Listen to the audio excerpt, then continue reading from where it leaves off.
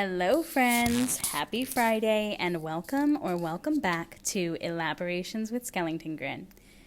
If you are new here, my name is Ava and I am your host and your Gothic Witch Big Sis on this journey. Here on EWSG, we blend the spiritual with the scientific, the spellbinding, and sometimes the spooky. Because why not have a little fun while we're expanding our consciousness? On today's episode, we're going to be talking a little bit more about manifestation and specifically about the truths versus the misconceptions in the modern day manifestation community. There are plenty of beautiful teachings in manifestation spaces, but then there are the things that make you want to sit back and say, oh no, that's not how reality works at all. So, if you would like to take notes, feel free to grab that favorite pen and notebook or open your notes app if you are able to. And if you are traveling or commuting, as always, please stay safe and obey all travel and transportation laws and rules. And if you are listening while you are at work, I hope that you are enjoying your day and that you are maybe listening with some coworkers so that you can talk amongst yourselves about what you're learning through these episodes, because I love knowing what people are taking away from this.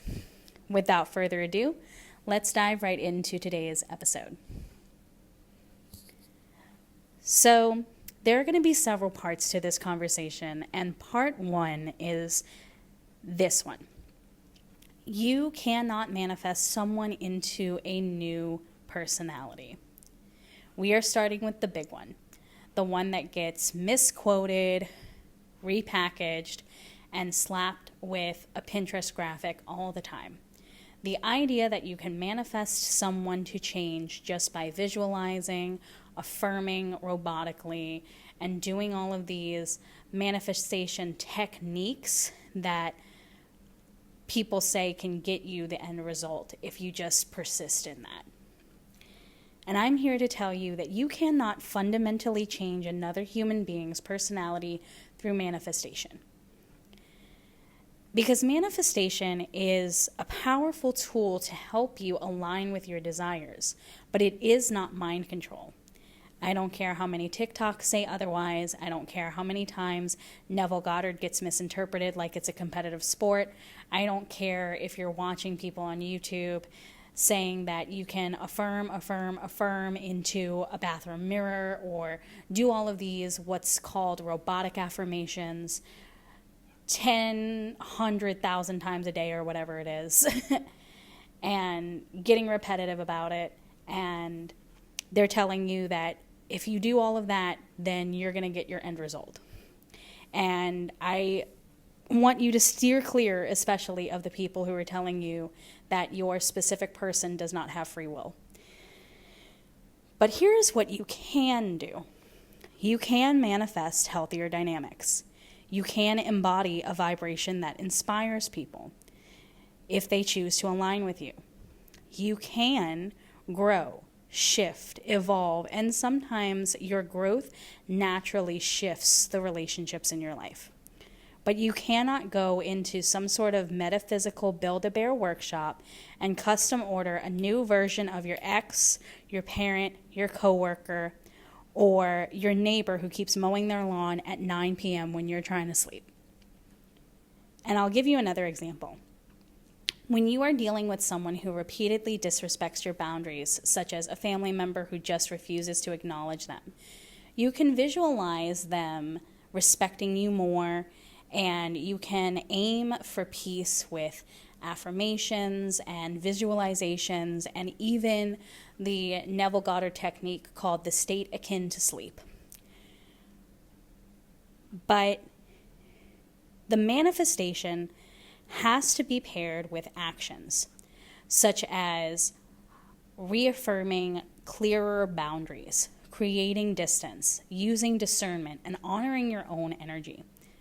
And sometimes the universe is going to conspire in your favor to provide a healthier dynamic for you and give you that distance and space and that cosmic buffer zone to help you breathe again. Sometimes the biggest blessing is removing that person from your life if they are repeatedly treating you in a very disrespectful way. Because oftentimes you're not manifesting them treating you horribly. And that's another topic for another episode, talking about manifestation and whether or not you are manifesting the negative, right?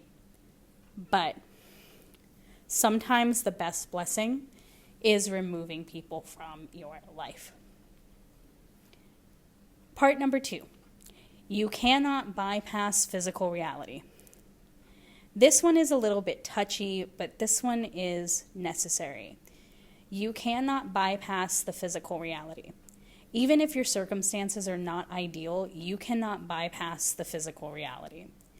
You can, of course, say that your circumstances are not ideal and that things are not lining up for you, and you can have a little bit of a pity party about it.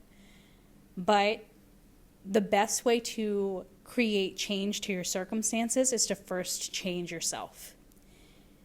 And this one might hit home for a few people, but I've heard this spoken about so many times in manifestation circles, and I really want to drive this point home about not being able to change physical reality, because you cannot manifest someone back from the dead. You just can't. Once someone has passed, especially if they have been cremated, for example, you're not manifesting them back into a physical body. You might experience spiritual connection, signs, dreams, or even closure. And all of those things are very beautiful. But I don't care how many times you've seen it on a YouTube comment section or anything like that, or even on Reddit, you cannot bring someone back from the dead. You cannot perform necromancy through manifestation. And I just need to let you know that. Because I see it so many times in so many manifestation spaces that people are saying, I manifested someone back from the dead. You did what now? Because that's just going to make my brain go on dial-up, essentially. My brain goes into dial-up mode when I hear that, and I'm just like, the math is not mathing on this. Where manifestation can operate is within the realm of the possible. Better medical care, longer time with someone who is still there, healing, remission, and improved quality of life. Those things are deeply powerful and they matter, but they still exist inside the laws of the physical world and the universe. Manifestation does not override reality. It works with it. And let me tell you again, manifestation cannot rewrite death. And as someone who, I like to joke that I am born for death because I was born on Day of the Dead. I'm a Scorpio. The tarot card most associated with Scorpio is the Death card. And death is all about rebirth and transformation and endings and new beginnings. You cannot rewrite death with manifestation techniques. Okay? Part number 3. And this kind of goes hand in hand with part number 2, because we were talking about how you cannot change your circumstances by bypassing reality. Ignoring reality isn't enlightenment, it's avoidance. There are so many manifestation groups that I have been part of or even simply observed where I have seen compassion get replaced with blame. Someone opens up about real struggles, and instead of empathy, they get hit with, stop complaining because you're blocking your manifestation. Don't talk about your circumstances because you're giving them power. Meanwhile, the same people saying that will turn around and vent to you the next day like, you will not believe what just happened to me. And let me be very clear. Acknowledging your reality isn't complaining. It's being honest about the starting point you're manifesting from. There is a massive difference between looking at your circumstances and constantly complaining about the same thing over and over and over again and boo-hoo-hooing and going woe is me, and also looking around in desperation, spiraling, and going, why isn't this here yet? Versus saying, this is where things currently stand. I'm frustrated about this, but this is the direction that I'm growing towards. You can absolutely be frustrated with your circumstances. You can absolutely have human emotions about what is going on. And you should. And anyone who is telling you that your human emotions are blocking your manifestation wants you to be a manifestation robot. And I'm sorry, but manifestation is not meant to be robotic. Manifestation is not supposed to be out here telling you to pretend that your eyes don't work and your senses are wrong, that your 3D perception of things is wrong, that your humanity is wrong because you are supposed to be no body, no thing, no space, no time. Throw all of that out the window for a minute and recognize that you are a human being. You are not being human. You are a human being, and you are a spiritually focused human being, but you are still a human being. Manifestation is not supposed to be out here telling you to bypass your pain or blame yourself when circumstances don't magically rearrange overnight. It's not about telling you to force what isn't meant for you. And it shouldn't be telling you to force what isn't meant for you. Manifestation is asking you to hold two truths at once. This is where I am, and this is where I'm headed. And sometimes the path towards better dynamics is the universe gently or firmly removing people and things from your timeline. Not because you failed, but because the universe is protecting your peace. If the universe is showing you signs that a specific friend in your life is not for you, you'll continue to get those signs. It'll be small, little things that are just continuing to add up. If the universe is showing you that a job isn't meant for you, there's no sense in forcing that job to be for you, because it would be like trying to fit a square peg into a round hole. Do you see where I'm at? Part number 4.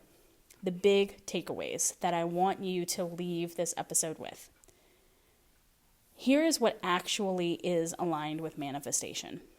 You can manifest growth, healing, and aligned relationships.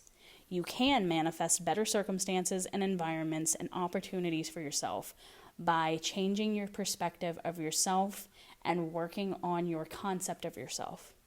You can manifest healthier dynamics, which may or may not include the same people. You can visualize a new reality, but you still have to take the steps that move you towards it. And none of this requires bypassing the truth of where you are right now. Because manifestation isn't just about being delusional and pretending and using your imagination and living in la la land all the time. La la land is fun, but sometimes we got to come out of it. It is about aligning, embodying, and stepping forward with integrity. That is all for today's episode, and if you enjoyed your time here, feel free to share this episode with a friend and tag me in your Instagram stories. I love seeing your takeaways and that spark when something clicks. You can find the link to my Instagram and more through the Linktree link in the episode description. And as always, stay strong, stay true, and stay inquisitive as you expand on your own spiritual journey. This has been another enlightening episode of Elaborations with SchellingtonGrin, and I'll see you again in the next episode. Bye!